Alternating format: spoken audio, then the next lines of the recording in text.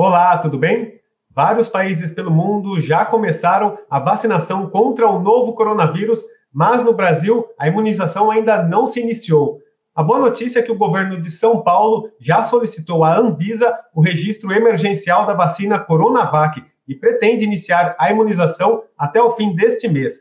E para falarmos sobre a eficácia da Coronavac, eu converso agora com o chefe do Departamento de Infectologia da Faculdade de Medicina do campus da Unesp em Botucatu, professor Alexandre Naime Barbosa. Professor, mais uma vez, muito obrigado por atender a TV Unesp.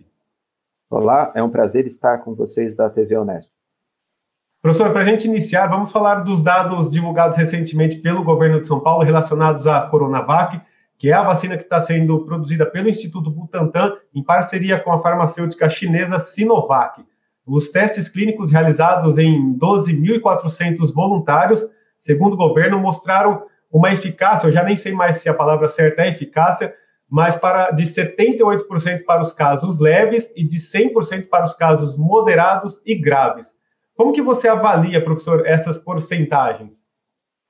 Nós tivemos, então, essa semana, a divulgação, através de uma coletiva de imprensa, de um resumo, de um sumário dos dados de eficácia, e o termo certo é esse mesmo, eficácia, porque quando a gente analisa o poder de proteção de uma vacina num estudo fase 3, o nome é eficácia.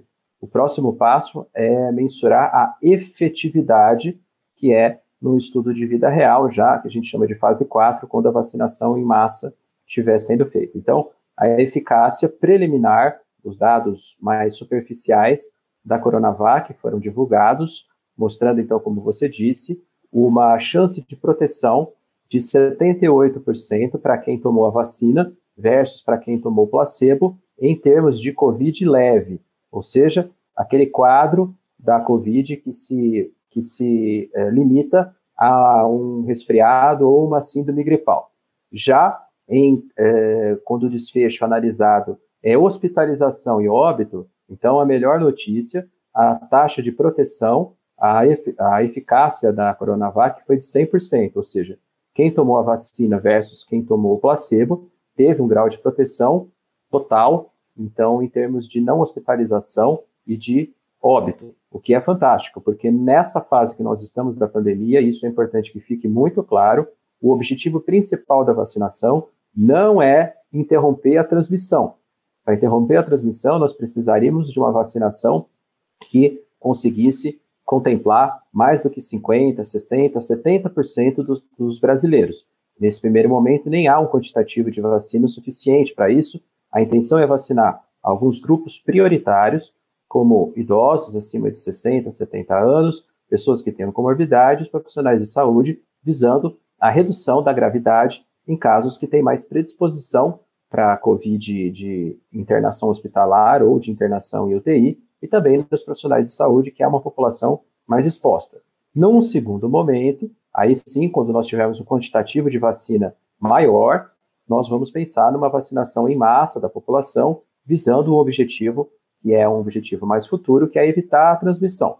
Então, esses dados preliminares foram bastante vistos com bastante otimismo, porque são realmente uma mudança, uma possibilidade de mudança radical no cenário atual que nós estamos vivendo, de superlotação no SUS e de um grande número de óbitos. Porém, é necessário finalizar essa análise inicial, lembrando que apenas dados resumidos, dados mais sumarizados foram divulgados. É preciso, isso vai ser feito com a publicação oficial do estudo em uma revista da literatura médica, é preciso que se conheça dados detalhados, como, por exemplo, qual foi o percentual de eficácia da Coronavac entre as diferentes faixas etárias dos indivíduos que participaram da pesquisa. Por exemplo, quem tem entre 30 a 40 anos teve uma proteção maior ou menor do que quem tem, por exemplo, 60 a 70 anos. Nós precisamos também saber os dados absolutos em relação à proteção, não só o percentual, para entender detalhes do intervalo de confiança, do nível de significância, que são variáveis estatísticas para a gente poder ter credibilidade nessas informações. Mas, a grosso modo, numa análise inicial, e a gente entende que no primeiro momento tem que ser assim mesmo, os dados sumarizados resumidos são extremamente bem-vindos frente a essa atual tragédia que já nos levou, infelizmente, 200 mil brasileiros até agora.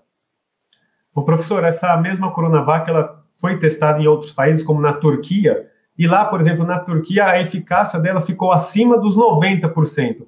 Qual que é a diferença que há entre a pesquisa, os testes realizados na Turquia, por exemplo, com os testes do Brasil? A diferença básica, Júlio, é que o estudo da Turquia é uma análise preliminar, um estudo muito pequeno.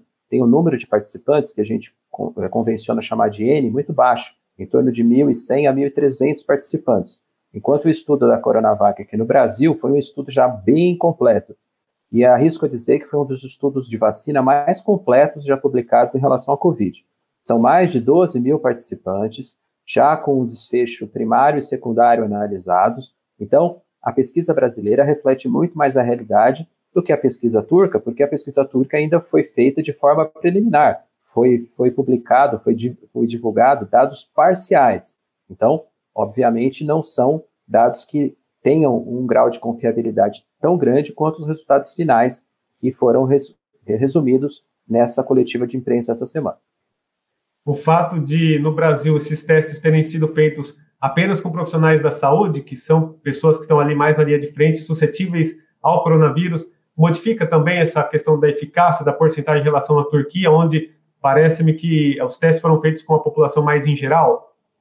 Sim, modifica bastante, porque um ponto positivo da pesquisa da Coronavac no Brasil foi ter avaliado profissionais de saúde que têm uma chance, uma probabilidade de contaminação com o novo coronavírus muito maior do que a população em geral pelo próprio questão do ofício. Então, é uma coisa muito forte, né? E quanto mais evento Covid você consegue nessa pesquisa, melhor para você analisar o poder de proteção. Provavelmente, as informações que vêm dessa pesquisa brasileira são mais confiáveis do ponto de vista de entender o grau de proteção. E é importante dizer que quando você projeta os dados de proteção, analisando inicialmente uma população que tem alto risco de infecção versus uma população que tem um risco mais baixo, o poder de proteção, obviamente, aumenta muito nessa população, em geral, nessa população que tem um risco mais baixo. Então, vou dar um exemplo, falando da vacina da Pfizer. A vacina da Pfizer, a eficácia global é de 95%. Foi também feita inicialmente em profissionais de saúde. Quando você aplica essa taxa baseada em modelos epidemiológicos de baixa transmissão, a taxa de eficácia pula para 98% a 99% de chance de proteção. Então, isso provavelmente também vai acontecer com a Coronavac. Isso falando de Covid leve. E sendo bem enfático, bem pragmático, eu sou médico infectologista, cuido de pacientes com Covid leve, com Covid grave, com Covid de UTI.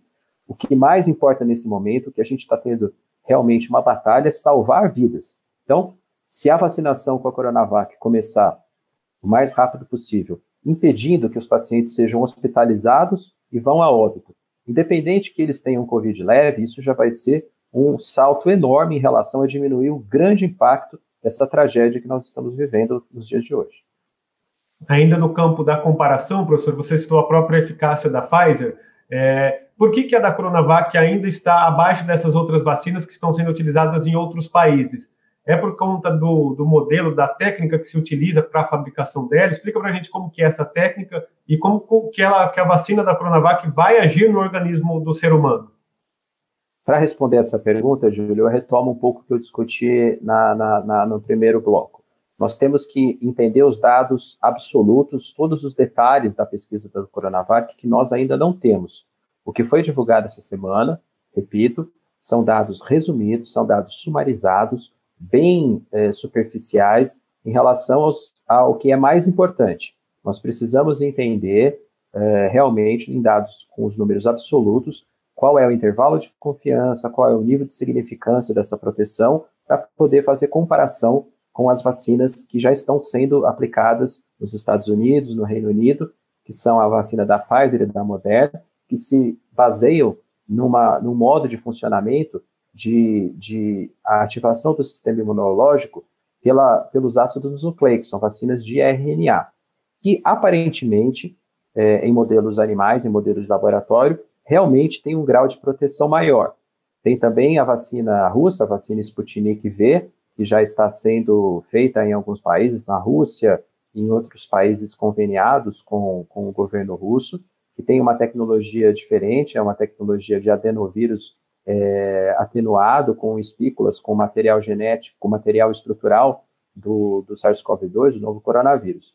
Então, dependendo da tecnologia, realmente você pode ter um maior ou menor grau de proteção, mas ainda não dá para ter certeza sobre esses dados da Coronavac, porque os dados divulgados são ainda mais preliminares. Assim que a gente tiver acesso à publicação final, os dados detalhados, aí nós vamos poder afirmar ou não comparação entre graus de proteção. Mas, repito, o mais importante nesse momento não é evitar a transmissão do coronavírus. A vacina, neste momento, primeiro semestre de 2021, ela tem como principal missão salvar vidas. Então, quanto mais pessoas de grupos de risco ou mais exposição eu puder vacinar e evitar hospitalização e evitar óbito, a missão preliminar, a missão nesse momento já está cumprida.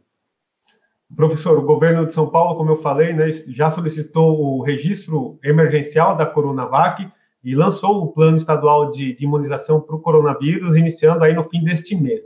Você acredita que os trâmites burocráticos para a Anvisa liberar ou esse registro vão correr a tempo da imunização iniciar ainda neste mês? Não só em São Paulo, como no Brasil, né, como o Ministério da Saúde pretende também fazer isso? Na verdade, a gente sabe que existe muito ruído político nessa pandemia, mas o anseio da população em geral, a população já está bastante consciente da necessidade da imunização, da vacinação, para que essa pandemia tenha algum tipo de bloqueio, e todo esse anseio, esse clamor popular, vai com certeza fazer com que nossos governantes, ainda que não alinhados politicamente, tomem uma direção correta, científica, que é realmente fornecer o início dessa vacinação o mais rápido possível. Como você disse, o governo de São Paulo foi pioneiro na estruturação de um planejamento de vacinação, mas o governo federal correu atrás do atraso e também tem normas de planejamento de vacinação publicados e provavelmente esses dois planos, então, vão entrar numa consonância para que o Brasil todo comece a vacinação o mais rápido possível e no mesmo dia.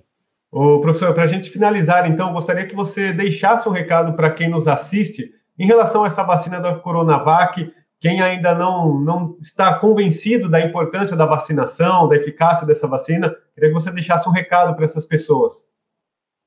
2021 começou com grandes notícias. Na verdade, essa semana a ciência brasileira ela foi recompensada depois de muitos ataques durante mais de uma década em relação a subfinanciamento, a perda de bolsa de pós-graduação.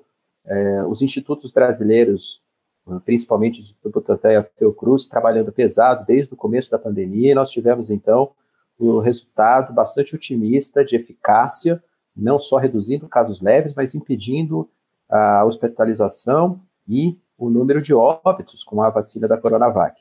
Provavelmente, nos próximos dias ou próximas semanas, nós também vamos ter notícia de resultados da vacina da Oxford AstraZeneca, que é capitaneada pela Fiocruz, a Coronavac capitaneada pelo Instituto Butantan. Então, nós temos que valorizar e acreditar na ciência brasileira, que há mais de 1 ou 2 séculos trabalha muito sério. Esses institutos que eu citei, tanto o Butantan quanto a Fiocruz, são institutos seculares que salvaram milhões de vidas, fazendo soros, fazendo vacinas, e a ciência trabalha de forma bastante assertiva e não devemos dar crédito, infelizmente, a essas fake news, a teorias da conspiração, que vêm no sentido de prejudicar um entendimento científico por parte da população. As vacinas estão seguindo todos os trâmites em relação à segurança e análise de eficácia. A Anvisa é uma agência séria e que está analisando os dados produzidos por todos os produtores de vacina de forma bastante correta. Então, a mensagem que fica é que as vacinas são a única luz no fim do túnel nessa pandemia muito trágica, que já vitimou mais de 200 milhões de brasileiros, 200 mil brasileiros, e mais de 2 milhões de pessoas em todo o mundo. Então, vamos confiar na ciência e seguir essa luz que a metodologia e o conhecimento científico nos produz. É isso aí, professor Alexandre Naime Barbosa, chefe do Departamento de Infectologia da Faculdade de Medicina da Unesp em Botucatu. Mais uma vez, muito obrigado pelos esclarecimentos aqui com a gente hoje. Eu que agradeço o convite. Um grande abraço a todos da TV Unesp. A gente encerra, então, esta entrevista, mas você pode rever este e outros conteúdos produzidos pela TV Unesp no nosso canal no YouTube. Até a próxima!